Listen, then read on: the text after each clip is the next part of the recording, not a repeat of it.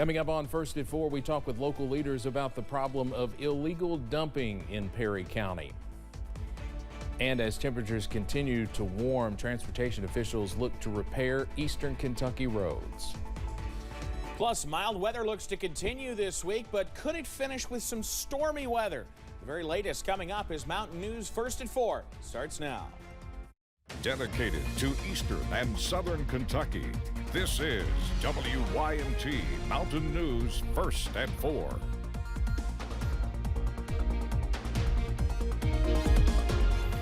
Good afternoon, I'm Steve Hensley. First at 4, more illegal dumping sites are popping up across Perry County, forcing several people to take matters into their own hands.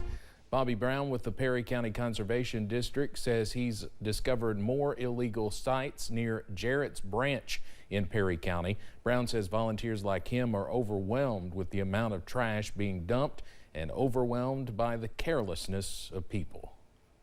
There is no excuse for this. We have mandatory garbage pickup. We have the county has an extra place to take garbage to. And the garbage pickup is 4 times a month and right at your door. But yet it's brought out here and thrown over the hill.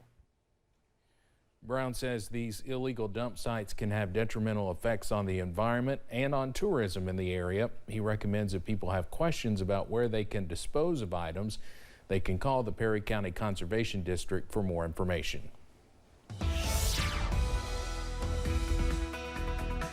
We continue to be warm out there today. Our warming trend looks to continue. That's kind of the theme as we head through this work week. Plenty of warm air.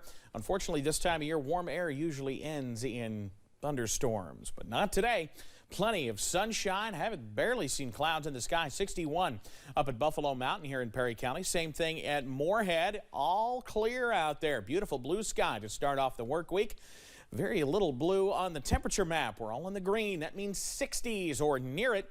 Still some upper 50s in the far southeastern parts of the state and southwest Virginia, but everybody else making a run in the 60s this afternoon. We're sunny and we'll stay that way for at least, well, until sunset, and then we'll be clear for the first part of the nighttime hours. But we do have some changes a little bit later on. Not tonight, though. You see those few clouds trying to work in. Either way, before they do, we'll be calm and in the 40s as we head through the nighttime hours. And I'll have the very latest, though, on when we could see not only some gusty winds, but also the potential for some strong thunderstorms. That detail is in a few minutes. Steve? All right, Evan, thank you. The mild temperatures last week and even this week is giving the Kentucky Transportation Cabinet time to catch up on some road repairs. H.B. Elkins with District 10 says weather is always a factor on how they approach construction and maintenance. District 10 has not had to worry too much about the wintry weather, so crews are out using the mild temperatures to their advantage by repairing potholes and other issues. Warm and dry weather really lets us catch up on some of the things, the brush removal, tree removal, cutting back for sight distance, the things that always have to be done, and sometimes they have to take a back seat if we get inclement weather. Elkins says you will see more crews out on the roads. He asks drivers to be cautious and to give plenty of working space.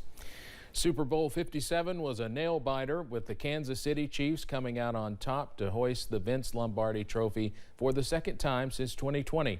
CBS's Danya Backus is in Glendale, Arizona with a look at the night's biggest moments, including a singer from Eastern Kentucky singing the national anthem. The Kansas City Chiefs are Super Bowl champions. Never gets old standing right here. This is a great tribute to the National Football League, a great tribute to the Kansas City Chiefs. Quarterback Patrick Mahomes was the game's MVP. So I just want to thank my teammates, all the hard work they put in, my coaches, Coach Reed, and all the coaches that helped me be who I am. Despite taking a hit on his recently injured ankle, Mahomes led his team back from a 10-point deficit at halftime, putting the Chiefs in position to kick what would be the game-winning field goal with just seconds left on the clock. Fans in Kansas City celebrated. It was definitely nerve-wracking, but we did it. Yeah! But for Philadelphia, heartbreak. It hurts. It hurts. Yeah, it's a tough one. History was made at Super Bowl 57. For the first time, two black quarterbacks faced off, and also two brothers, Travis and Jason Kelce, took to the field on opposing teams. You know, you joke around all the time and say that you want to be your brother in the biggest stage ever, but it's a weird feeling. I'm sure we'll have a more emotional interaction. Still frustrated at that point, but you know, really happy for Trav.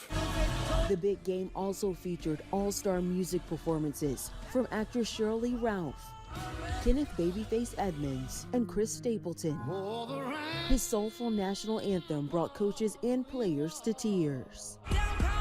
Singer Rihanna shocked fans with her visible baby bump while cramming over a dozen hits into her high-flying halftime show. Danya Backus, CBS News, Glendale, Arizona. In addition to his Super Bowl 57 MVP award, quarterback Patrick Mahomes also won the NFL MVP award for this past season. Kansas City has already released plans for its championship parade, which will take place on Wednesday. One Kentucky native and former NFL tight end was rooting for both teams last night. Jason Dunn is one of the few who can say he's played for both Philadelphia and Kansas City. Dunn graduated from Eastern Kentucky University, and he came back to the Bluegrass after his playing career. He spent time trying to motivate Kentucky's youth, coaching at Lafayette High School in Lexington and Kentucky State University. They can see a kid who came from, you know, Bergen, Kentucky, small country town, able to go to bigger heights to go play professional football. And so you have a lot of kids that have talent. Sometimes they just need a motivation. Sometimes they just need a push. Dunn watched the game and said he was happy no matter the winner. He wants kids across Kentucky to see the big game as an inspiration to pursue their goals. Coming up on First at 4, it's been 1 week since deadly earthquakes struck Turkey and Syria, leaving more than 36,000 people dead. And warm and windy weather on tap for much of the rest of the week. We'll break it all down, plus that storm potential after this. I'm